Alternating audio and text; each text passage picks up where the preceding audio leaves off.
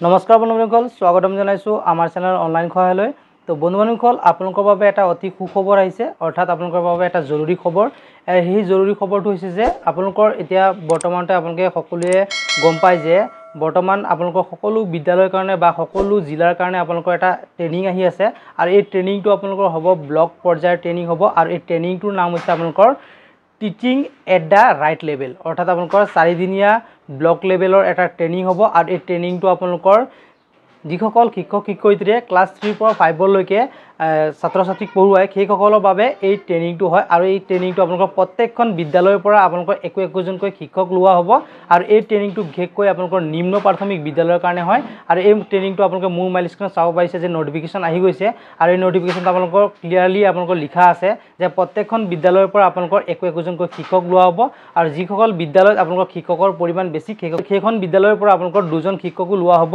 আৰু যিসকল বিদ্যালয়ত আপোনালোকৰ 100ৰ ওপৰত ছাত্ৰ ছাত্ৰীৰ সংখ্যা আছে সেইসকল বিদ্যালয়ত আপোনালোকৰ 2গৰাকীকৈ শিক্ষক লোৱা হ'ব, আৰু যিসকল বিদ্যালয়ত আপোনালোকে 100ৰ তলত আপোনালোকৰ ছাত্ৰ ছাত্ৰী আছে সেইসকল বিদ্যালয়ৰ পৰা আপোনালোকৰ এজনকৈ শিক্ষক লোৱা হ'ব। আৰু লগতে যিসকল শিক্ষকে আপোনালোকৰ ক্লাছ 3ৰ পৰা আপোনালোকৰ 5 লৈকে পঢ়ুৱায় শিক্ষক বা শিক্ষয়িত্ৰী সেইসকলৰ বাবে এই ট্ৰেইনিংটো আপোনালোকৰ এই ট্ৰেইনিংটোৰ নাম হৈছে আপোনালোকৰ teaching at the right level. এই ট্ৰেইনিংটো আপোনালোকৰ কোনসকল শিক্ষক শিক্ষয়িত্ৰী পঢ়িব আপোনালোকে গম পায়নে? সেইসকল শিক্ষক শিক্ষয়িত্ৰী পঢ়িব যিসকল শিক্ষক শিক্ষয়িত্ৰী আপোনালোকৰ ক্লাছ 3ৰ পৰা 5 লৈকে পঢ়ুৱায়।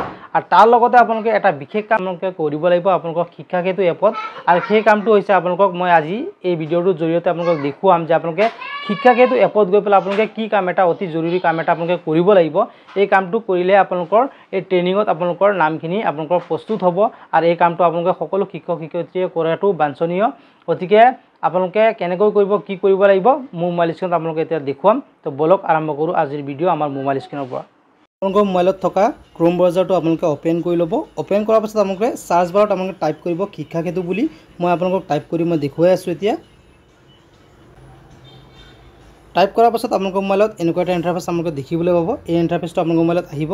অহাৰ পাছত আপোনালোকে লগইন কৰিব লাগিব আপোনালোকৰ স্কুলৰ ডাইচ কোড আৰু লগতে পাছৱৰ্ড দি আৰু কেপচা কোড দি আৰু আপোনালোকৰ জিলাখন নিৰ্বাচন কৰি লগইন কৰিব। লগইন কৰাৰ পাছত আপোনালোকৰ মোবাইলত এনেকুৱা এটা ইণ্টাৰফেচ আপোনালোকে দেখিবলৈ পাব।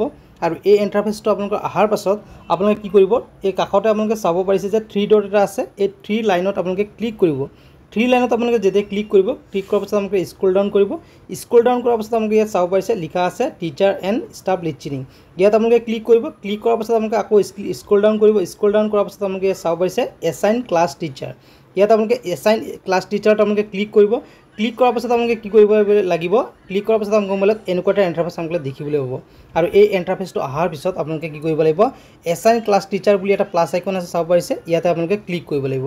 আৰু ইয়াত ক্লিক কৰাৰ পাছত আপোনালোকে কি কৰিব লাগিব যে ইয়াত আপোনালোকে ক্লাছটো প্ৰথমতে ছিলেক্ট কৰি ল'ব লাগিব। ক্লাছটো আপোনালোকে ছিলেক্ট কৰি ল'লে, ক্লাছটো ধৰি লওক মই ক্লাছ 1 বুলি ছিলেক্ট কৰিলোঁ।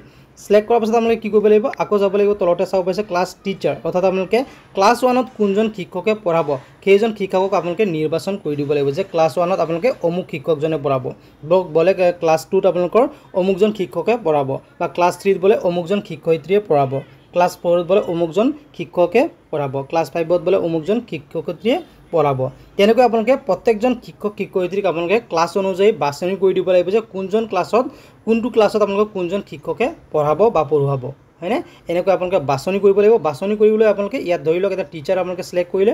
টিচাৰত ক্লিক কৰাৰ পাছত আপোনালোকৰ টিচাৰৰ নাম আহি যাব, অৰ্থাৎ আপোনালোকৰ বিদ্যালয়ত যিকেইজন আপোনালোকৰ শিক্ষক আছে সেই গোটেই সকলো শিক্ষকৰ নাম ইয়াত আপোনালোকে আহি যাব। আহি যোৱাৰ পাছত আপোনালোকে সেই ক্লাছটোত আপোনালোকে কোনজন টিচাৰক দিব বিচাৰে সেই টিচাৰজনক আপুনি ছিলেক্ট কৰি ল'ব।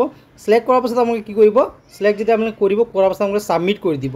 ছাবমিট যেতিয়া আপোনালোকে কৰি দিব, তলতে চাব পাৰিছে ছাবমিট লিখা আছে, এই ছাবমিট যেতিয়া আপোনালোকে কৰি দিব, কৰি দিয়াৰ পাছত আপোনালোকে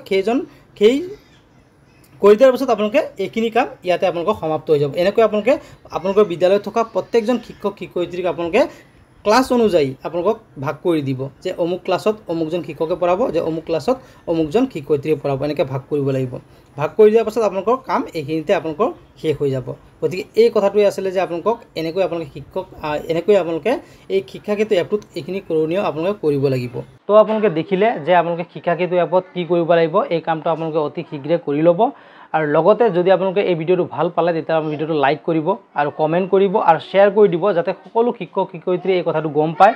আৰু লগতে আমাৰ চেনেলটোত যদি আপোনালোকে পোনপ্ৰথমবাৰৰ বাবে চাই আছে তেতিয়াহ'লে আমাৰ চেনেলটো ছাবস্ক্ৰাইব কৰি দিব আৰু কাষত থকা বেল আইকনটো প্ৰেছ কৰি অল কৰি ল'ব। সকলোৱে অল নকৰে, সেইকাৰণে আমাৰ ভিডিঅ'ৰ ন'টিফিকেশ্যনবোৰ আপোনালোকৰ তালৈ নাযায় সেইকাৰণে আপোনালোকে ছাবস্ক্ৰাইব কৰাৰ পাছত আপোনালোকে অল কৰি ল'ব অল কৰি ল'লে কি হ'ব আপোনালোকক প্ৰত্যেকটো ভিডিঅ' আপোনালোকৰ ওচৰলৈ যাব গতিকে আজি ভিডিঅ'টো ইমানেই আছিলে পুনৰ লগ পাম অন্য এটা নতুন ভিডিঅ' লৈ জয় অসম বন্দে মাতৰম